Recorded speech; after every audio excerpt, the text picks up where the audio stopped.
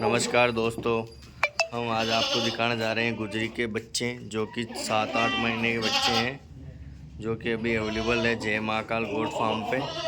जिस किसी भाई को गुजरी, सिरोही, अजमेरी किसी भी ब्रीड में माल चाहिए तो विष्णु भाई से संपर्क कर सकता है। स्क्रीन पे आपको नंबर दे देंगे। और इनके गोट फार्म की लोकेशन है राजस्थान के अजमेर ज़िले के अंदर माकड़वाली गांव है।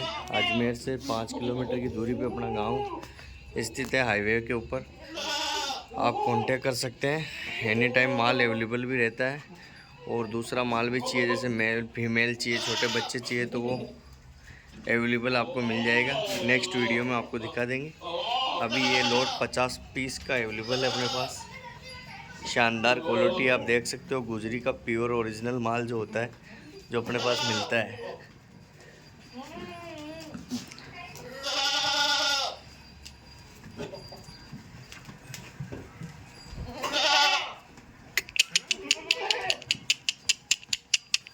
Good quality, super quality.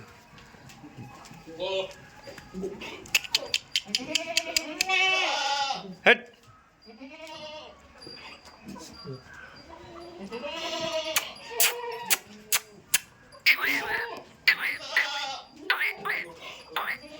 हट।